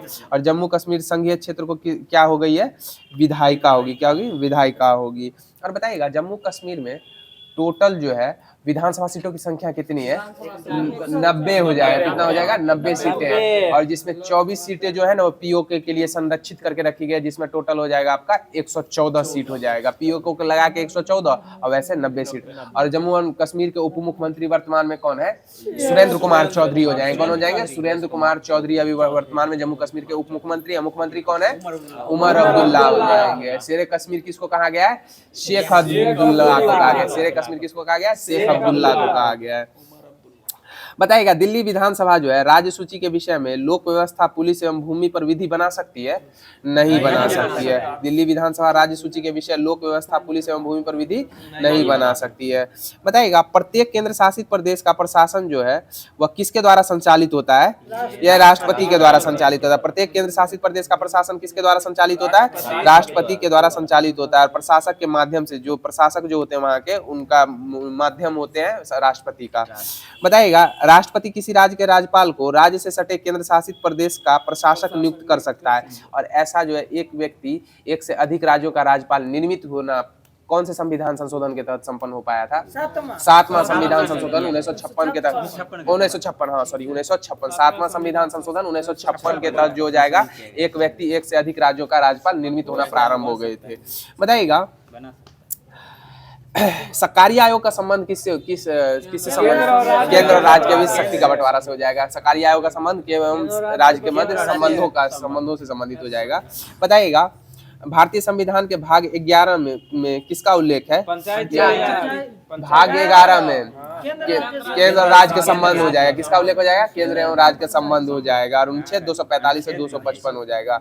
बताइएगा, भारतीय संविधान की किस अनुसूची के तहत केंद्र राज्य का संबंध उल्लेखित है? या 7वीं अनुसूची में हो जाएगा। और 7वीं अनुसूची में कितनी सूचियों का उल्लेख है? 3 सूचियों का उल्लेख हो जाएगा। राज्य सूची, संघ सूची, राज सूची एवं संवर्ती सूची हो जाएगा। संघ सूची, राज सूची एवं संवर्ती सूची हो जाएगा। पता है संघ सूची में मूल संविधान में कितने विषय? 97 विषय थे। अभी वर्तमान में कितने हो जाएंगे? 100 विषय हो जाएंगे। और राज सूची में पूर्व में कितने थे? 66। अभी वर्तमान में कितने हो जाएंगे? 61 हो जाएंगे। और संवर्ती सूची में पूर्व में कितने थे? 47। और वर्तमान में कितने हो गए? 52 विषय हो गए। सही जवाब हो जाएगा। बताइएगा, भारत के संविधान में केंद्र और राज्यों के बीच किए गए शक्तियों का विभाजन किस अधिनियम में उल्लेखित योजना पर आधारित है? या भारत सरकार अधिनियम 1935 के तहत हो जाएगा। किसके तहत हो जाएगा? भारत सरकार अधिनियम 1935 के तहत हो जाएगा। बताइएगा, रेल एवं वायु जल परिवहन जो हो जाएगा वह किस सूची का विषय हो जाएगा? या संघ सूची का विषय हो जाएगा। रेल, वायु एवं जल परिवहन किस सूची का विषय हो जाएगा? संघ सूची का विषय हो जाएगा। बताइए, अंतर्राष्ट्रीय संधि जो हो जाएगी वह किस सूची का विषय हो जाएगी? या संघ सूची का विषय हो जाएगी। बताइएगा, भू राजस्व, लोक व्यवस्था, पुलिस, लोक स्वास्थ्य जो हो जाएगा वह किस सूची का विषय? राज सूची का। पुलिस आपको ज्यादातर देखने को मिलेगा। पुलिस जो हो जाएगा वो राज सूची का विषय हो जाएगा। हाँ, रेलवे पुलिस भी दे सकता है फंसाने को। बताइएगा, जनसंख्या नियंत्रण जो है किस सूची का विषय है? या संवर्ती सूची का हो जाएगा। जनसंख्या नियंत्रण किसका हो जाएगा? संवर्ती सूची का हो जाएगा। और जनगणना किसका हो जाएगा? संघ सूची का। जनगणना किसका हो जाएगा? संघ सूची का विषय हो जाएगा। तो साथियों, पॉलिटी के माध्यम से जो भी होमवर्क दिया गया था वो समाप्त कर दिया गया है। अब आगे की कड़ी में आप लोग के मध्य लुसेंट सीरीज के माध्यम से जो फिजिक्स दिया गया था वो स्टार्ट किया जा रहा है। बताइएगा, पानी के अंदर ध्वनि तरंगों की गणना करने में काम आने वाला उपकरण कौन सा हो जाएगा? हाइड्रोफोन हो जाएगा। पानी के अंदर ध्वनि तरंगों की गणना करने का यंत्र कौन सा हो जाएगा? हाइड्रोफोन हो जाएगा। बताइएगा, वायु में उपस्थित नमी को ज्ञात करने के लिए किस उपकरण का प्रयोग किया जाता है? हाइग्रोमीटर का प्रयोग किया जाता है। वायु में उपस्थित नमी को ज्ञात करने के लिए किस उपकरण का प्रयोग किया जाता है? हाइग्रोमीटर का प्रयोग किया जाता है। बताइएगा, नमी में ध्वनि का संचरण, नमी युक्त वायु में ध्वनि का संचरण अधिक होगा या शुष्क वायु में? नमी युक्त वायु में ध्वनि का संचरण अधिक होगा। और नमी युक्त वायु उपलब्ध वायु में कपड़े जल्दी सूखेंगे या नहीं सूखेंगे? नहीं सूखेंगे। शुष्क में जल्दी सूखेंगे लेकिन नमी युक्त में नहीं सूखेंगे। लेकिन नमी युक्त वायु में ध्वनि का संचरण शुष्क की अपेक्षा अधिक होगा। बताइएगा, टेलीविजन द्वारा प्राप्त चित्रों को किस उपकरण के ऊपर देखा जाता है या किलोस्कोप के ऊपर देखा जाता है? टेलीविजन के द्वारा प्राप्त चित्रों को किस उपकरण के ऊपर देखा जाता है? किलोस्कोप के ऊपर देखा जाता है। बताइएगा, गैस का दाब ज्ञात करने के लिए किस उपकरण की मदद ली जाती है? मैनोमीटर का सहायता ली जाती है। गैस का दाब ज्ञात करने के लिए किस उपकरण की मदद की जाए? मैनोमीटर। और वायु गति की दिशा प्राप्त करने के लिए एनीमोमीटर हो जाएगा। वायु दिशा की गति एनीमोमीटर, और वायु गैस के दाब की गति ज्ञात करने के लिए मैनोमीटर का प्रयोग किया जाता है। बताइएगा, गाड़ियों में दूरी मापने के लिए किस यंत्र का प्रयोग किया जाता है? ओडोमीटर का प्रयोग किया जाता है। गाड़ियों में दूरी मापने के लिए किस यंत्र का? ओडोमीटर का प्रयोग किया जाता है। और जबकि गति मापने के लिए स्पीडोमीटर का प्रयोग किया जाता है। किसका प्रयोग किया जाता है? स्पीडोमीटर का। गति मापने के लिए स्पीड एवं दूरी मापने के लिए ओडोमीटर का प्रयोग किया जाता है। बताइएगा, पनडुब्बियों में उपयोग होने वाला ऐसा उपकरण जिसकी सहायता से पानी में डूबे हुए पानी के ऊपर के दृश्य को दिखाई पड़ता है या पेरिस्कोप उपकरण के कारण संभव हो पाता है। और 45 डिग्री कोण पे जो दर्पण होते हैं इसमें सम्मिलित होते हैं। कौन सा दर्पण का प्रयोग होता है?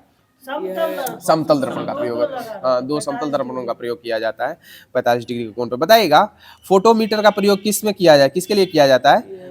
प्रदीप्त तीव्रता की तुलना करने के लिए फोटामीटर का प्रयोग किया जाता है। किसका प्रयोग किया जाता है? फोटामीटर का प्रयोग किया जाता है। बताइएगा, दूर स्थित वस्तुओं के ताप को ज्ञात करने के लिए किस यंत्र का प्रयोग किया जाता है? पायरोमीटर का प्रयोग किया जाता है। दूर स्थित वस्तुओं के ताप को ज्ञात करने के लिए किस यंत्र का प्रयोग किया जाता है? पायरोमीटर का प्रयोग किया जाता है। बताइएगा, कृत्रिम मौसम उत्पन्न करने के लिए किस उपकरण का प्रयोग किया जाता है? साइक्लोट्रॉन हो जाएगा। कृत्रिम मौसम उत्पन्न करने के लिए किस उपकरण का प्रयोग किया जाता है? साइक्लोट्रॉन का प्रयोग किया जाता है। बताइएगा, कौन से यंत्र के द्वारा विकिरण की माप ज्ञात की जाती है या रेडियोमीटर के द्वारा की जाती है? कौन से उपकरण के द्वारा विकिरण की माप की जाती है? ये रेडियोमीटर के द्वारा। पता है, वर्षा मापने के लिए किस उपकरण का प्रयोग किया जाता है? रेन गेज का प्रयोग किया जाता है। वर्षा मापने के लिए किस यंत्र का प्रयोग किया जाता है? रेन गेज का प्रयोग किया जाता है। बताइएगा, किस यंत्र की सहायता से अंतरिक्ष में आने जाने वाले वायुयानों के संसूचक और उनकी स्थिति ज्ञात करने के लिए प्रयोग किया जाता है? यह रडार का हो जाएगा। किसका हो जाएगा? रडार का प्रयोग किया जाता है। तो साथियों, फिजिक्स के माध्यम से जो भी होमवर्क था वो समाप्त कर दिया गया डिस्कशन के माध्यम से। अब आगे की कड़ी में आप लोगों के बाद विविध प्रारंभ किया जा रहा है लुसेंट सीरीज के माध्यम से। बताइएगा, सबसे अधिक बार वीटो पावर का प्रयोग किसके द्वारा किया गया है या सोवियत संघ के द्वारा किया गया? वीटो का उपयोग सर्वाधिक बार किस देश के द्वारा किया गया? सोवियत संघ के द्वारा किया गया। बताइएगा, वीटो का प्रयोग अमेरिका के द्वारा सर्वप्रथम कब किया गया था? 1971 में किया गया था। वीटो पावर का प्रयोग सर्वप्रथम अमेरिका के द्वारा कब किया गया था? 1971 में किया गया था। और चाइना के द्वारा कब किया गया? 1972 में किया गया था। बताइएगा, संयुक्त राष्ट्र संघ का अंग जो है आर्थिक एवं सामाजिक परिषद, इसमें वर्तमान में सदस्य देशों की संख्या कितनी है? यह सदस्यों की संख्या 54 हो जाएगी। कितनी हो जाएगी? 54 हो जाएगी। और इसके सदस्य देश नहीं होगा, सदस्य हो जाएगा। सदस्य हो जाएगा सीधे, व्यक्ति विशेष। बताइएगा, सदस्यों का कार्यकाल कितने वर्षों का होता है? या 3 वर्षों का होता है। आर्थिक एवं सामाजिक परिषद के सदस्यों का कार्यकाल कितने वर्षों का होता है? 3 वर्षों का होता है। बताइएगा, 1966 से पूर्व जो था वह सामाजिक परिषद, आर्थिक एवं सामाजिक परिषद में सदस्यों की संख्या कितनी थी? यह 18 थी। 1966 में यह कितनी हो गई? 27 हो गई। और 1973 में कितनी हो गई? 54 हो गई, जो वर्तमान में अभी भी 54 ही है। बताइएगा, आर्थिक एवं सामाजिक परिषद की बैठक वर्ष में 2 बार कहाँ संपन्न होती है? न्यूयॉर्क एवं जेनेवा में। अप्रैल में न्यूयॉर्क एवं जुलाई में जेनेवा में संपन्न होती है। बताइएगा, संयुक्त राष्ट्र के प्रयान्यास परिषद में स्थायी सदस्य देश कौन कौन से हैं? प्रयान्यास परिषद में यानी सुरक्षा परिषद के स्थायी सदस्य कौन कौन से हैं? अमेरिका, चीन, फ्रांस। हाँ, अमेरिका, चीन, फ्रांस, ब्रिटेन और रूस हो जाएगा। कौन 5 स्थायी सदस्य देश हो जाएंगे। और बताइएगा, प्रयान्यास परिषद में वर्तमान में कितने सदस्य हैं? 12 सदस्य हो जाएंगे। प्रयान्यास परिषद में कितने सदस्य हो जाएंगे? 12 सदस्य देश हो जाएंगे। बताइएगा, अमेरिका द्वारा 1994 में प्रशासित प्रशांत द्वीप पलाऊ को स्वतंत्र होने के साथ प्रयान्यास परिषद के कार्य लगभग क्या हो गए थे? समाप्त हो गए थे। प्रयान्यास परिषद जो होता है ना, वो उसके आसपास का जो क्षेत्र रहता है उसका जो है ना प्रशासन का अधिभार उसको सौंपा, यानी स्थायी देश को सौंपा जाता है। लेकिन उसका यानी कि प्रशासन चलाएंगे लेकिन उस पर हुकूमत नहीं कर सकते। प्रशासन चलाएंगे, प्रन्यास परिषद के जो सदस्य होते हैं अपने आसपास के जो देश यानी कि सबल नहीं है जो अपना प्रशासन चला सके, उनके द्वारा प्रन्यास परिषद का गठन किया गया और उनको है ना वहाँ का प्रशासन चलाने के लिए आमंत्रित किया गया। वहाँ वो हुकूमत नहीं कर सकते लेकिन प्रशासन चला सकते हैं। बताइएगा संयुक्त राष्ट्र का सचिवालय जो है वह कहाँ हो जाएगा? या न्यूयॉर्क में हो जाएगा। संयुक्त राष्ट्र का सचिवालय कहाँ हो जाएगा? न्यूयॉर्क में हो जाएगा। और सचिवालय का प्रमुख कौन होता है? महासचिव हो जाएंगे। संयुक्त राष्ट्र संघ के सचिवालय का प्रमुख कौन होता है? महासचिव होते हैं। और महासचिव जो होते हैं ये वर्तमान में कौन है महासचिव?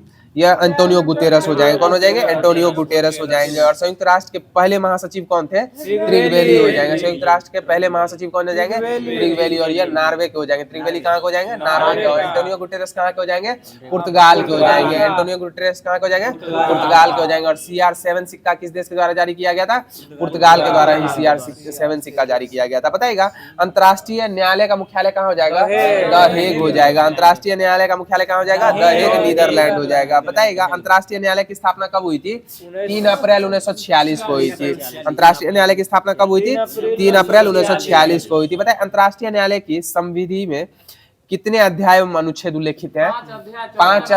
70 अनुच्छेद हो जाएंगे। 5 अध्याय एवं 70 अनुच्छेद उल्लेखित हो जाएंगे अंतर्राष्ट्रीय न्यायालय के संविधि में। बताइएगा अंतर्राष्ट्रीय न्यायालय में न्यायाधीशों की संख्या कितनी रखी गई है?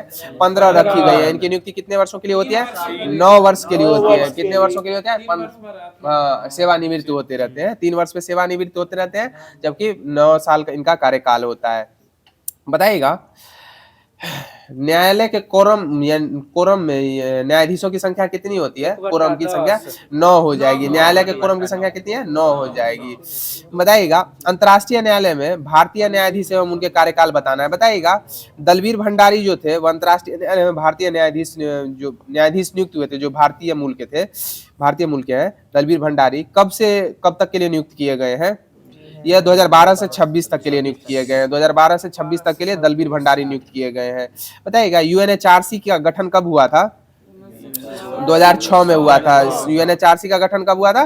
2006 में हुआ था। और UNDP संस्था के द्वारा, UNDP के द्वारा कौन सा सूचकांक जारी किया? मानव विकास सूचकांक जारी किया जाता है। तो साथियों लुसेंट सीरीज के माध्यम से जो भी दिया गया था होमवर्क वो डिस्कशन के माध्यम से समाप्त कर दिया गया। अब आगे की कड़ी में आप लोगों के मध्य स्पीडी पब्लिकेशन का रेलवे का सामान्य अध्ययन जो दिया गया था वो स्टार्ट किया जा रहा है। बताइएगा मामलुक वंश का तीसरा शासक कौन था? इल्तुतमिश हो जाएगा। मामलुक वंश का तीसरा शासक कौन था? इल्तुतमिश हो जाएगा। बताइएगा अंडमान निकोबार द्वीप समूह की सबसे ऊंची चोटी कौन सी है? सैंडल पीक हो जाएगा। सैंडल पीक की ऊंचाई कितनी है? 738 मीटर। और यह किस अंडमान में स्थित है? उत्तरी अंडमान में हो जाएगा। किस में हो जाएगा? उत्तरी अंडमान में स्थित है सैंडल पीक। बताइएगा चिकित्सा के बारे में विवरण जो है वह किस वेद में उल्लेखित है? या अथर्ववेद में हो जाएगा। चिकित्सा के बारे में विवरण किस वेद में उल्लेखित है? अथर्ववेद में हो जाएगा। पता है DNA मिलकर किसका निर्माण करता है? जीनोम का निर्माण करता है। DNA मिलकर किसका निर्माण करता है? जीनोम का निर्माण करता है। पता है गेहूं का वैज्ञानिक नाम क्या है? ट्रिटिकम एवेस्टिकम हो जाएगा। और धान का क्या हो जाएगा? ओजीरा सटिवा हो जाएगा। सही जवाब हो जाएगा। बताइएगा गोवा राज्य की स्थापना कब हुई थी? 30 मई 1987 को। गोवा राज्य की स्थापना कब हुई थी? 30 मई 1987 को। और सिक्किम राज्य की स्थापना कब हुई थी? 16 मई 1975 को हुई थी। सिक्किम राज्य की स्थापना कब हुई थी? 16 मई 1975 को। और त्रिपुरा की स्थापना कब हुई थी? 21 जनवरी 1972 हो जाएगा। 2172 मणिपुर त्रिपुरा में। बताइएगा अंतर्राष्ट्रीय साक्षरता दिवस की तिथि को मनाया जाता है? 8 सितंबर को मनाया जाता है। अंतर्राष्ट्रीय साक्षरता दिवस की तिथि को मनाया 8 सितंबर को मनाया जाता है। और बताइएगा विश्व शिक्षक दिवस की तिथि को मनाया जाता है? 5 अक्टूबर को मनाया जाता है। विश्व शिक्षक दिवस की तिथि को मनाया जाता है? 5 अक्टूबर को मनाया जाता है। बताइएगा गोवा को पूर्ण राज्य का दर्जा जो है वह किस संविधान संशोधन के तहत दिया गया था? 56वां संविधान संशोधन 1987 के तहत गोवा को पूर्ण राज्य का दर्जा दिया गया था। और सबसे पहले भारत में कौन से यूरोपीय आए थे? या पुर्तगाली। और सबसे अंत में कौन गए थे? पुर्तगाली ही गए थे। पता है पीली क्रांति का संबंध किससे हो जाएगा? पीलन से हो जाएगा। बताइएगा किस प्रकाश की उपस्थिति में प्रकाश संश्लेषण की प्रक्रिया जो है वह सर्वाधिक होती है? या लाल प्रकाश में हो जाएगा। किस में हो जाएगा? लाल प्रकाश में। बताइएगा बताइएगा भुखमरी दिवस की तिथि को मनाया जाता है? ये 28 मई को मनाया जाता है। भूखमरी दिवस किस तिथि को मनाया जाता है? 28 मई को मनाया जाता है। और भूखमरी सूचकांक में भारत का स्थान अभी वर्तमान 102वां हो जाएगा, 102वां स्थान हो जाएगा। और शांति में क्या हो जाएगा? 15 हो जाएगा। खुशहाली में 118 हो जाएगा, शांति में 115 है। हाँ 115। बताइएगा जंक फाइल को क्या कहा जाता है? स्पाम कहा जाता है। जंक फाइल को क्या कहा जाता है? स्पाम कहा जाता है। बताइए अखिल भारतीय किसान सभा के प्रथम अध्यक्ष कौन थे? स्वामी सहजानंद सरस्वती हो जाएंगे। अखिल भारतीय किसान सभा के प्रथम अध्यक्ष कौन थे? स्वामी सहजानंद सरस्वती हो जाएंगे। बताइए इंदिरा गांधी अंतर्राष्ट्रीय हवाई अड्डा कहाँ हो जाएगा? नई दिल्ली में हो जाएगा। इंदिरा गांधी अंतर्राष्ट्रीय हवाई अड्डा नई दिल्ली में हो जाएगा। बताइएगा मृगमारीचिका की परिघटना जो होती है वो किसके कारण होती है? टोटल इंटरनल पूर्ण आंतरिक परावर्तन हो जाएगा। और बताइएगा तारे क्यों टिमटिमाते हैं? अपवर्तन के कारण तारे टिमटिमाते हैं। तारे क्यों टिमटिमाते हैं? वायुमंडलीय अपवर्तन के कारण। और हमारा वायुमंडल जो है हमें नीला क्यों दिखाई पड़ता है? प्रकीर्णन के कारण हो जाएगा। किसके कारण हो जाएगा? प्रकीर्णन के कारण। और सूर्योदय और सूर्यास्त से पहले सूर्य बड़ा और छोटा क्यों दिखता है? अपवर्तन के कारण। और लालिमा दिखेगी प्रकीर्णन के कारण लालिमा दिखती है। बताइएगा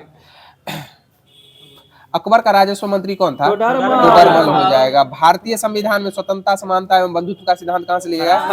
फ्रांस से लिया गया। बताइएगा कांग्रेस खिलाफत आंदोलन जो था, खिलाफत आंदोलन के साथ साथ स्वराज के समर्थन में असहयोग आंदोलन को के लिए राजी किया गया था महात्मा गांधी एवं अन्य नेताओं को। कांग्रेस के किस अधिवेशन में राजी किया गया था? नागपुर अधिवेशन। कलकत्ता अधिवेशन 1920 में किया गया था। किसमें किया गया था? कलकत्ता अधिवेशन 1920 में। खिलाफत आंदोलन की शुरुआत कब हुई थी? 1919 में हुई थी अली बंधुओं के द्वारा। किसके द्वारा?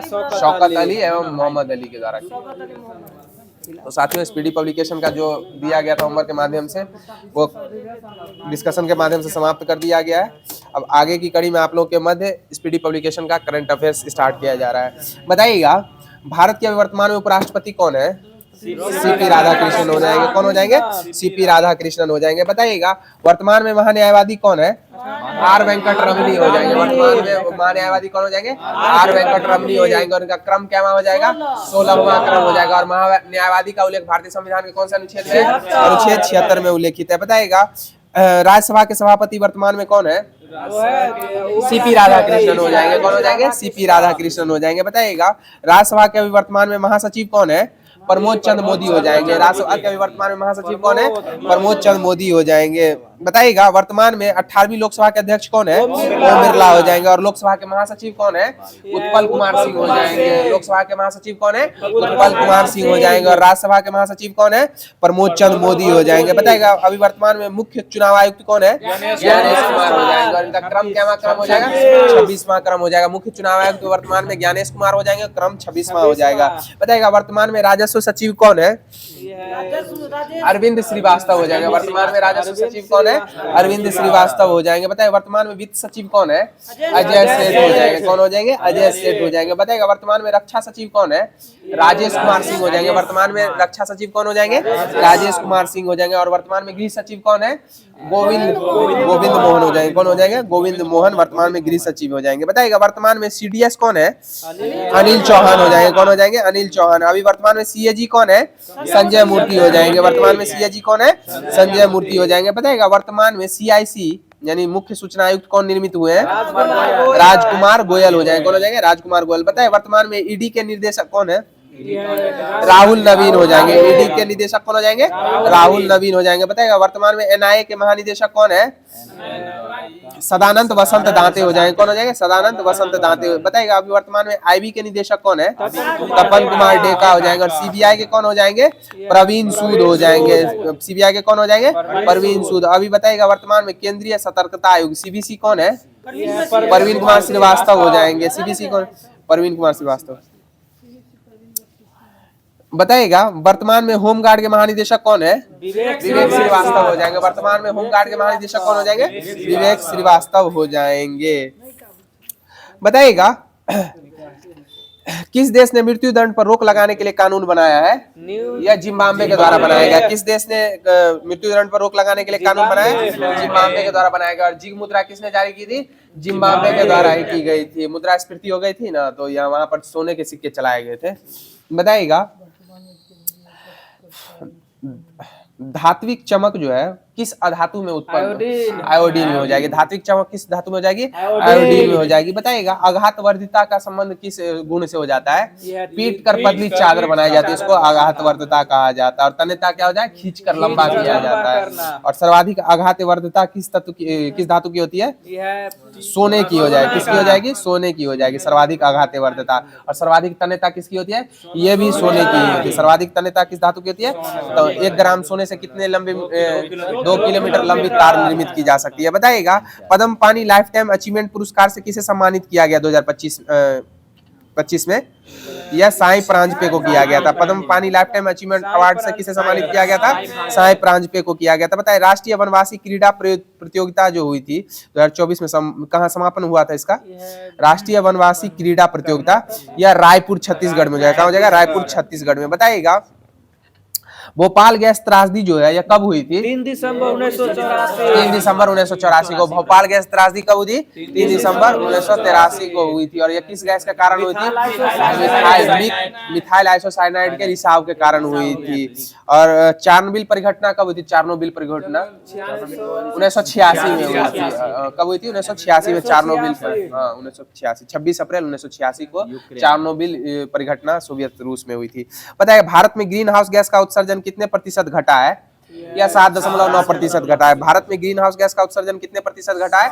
7.93% हो जाएगा। और बताइएगा 2025-26 के बजट के अनुसार भारत में कितना लाख टन जो है वो मछली उत्पादन किया गया था? कितना टन हो जाएगा? 184 लाख टन हो, 184 लाख टन।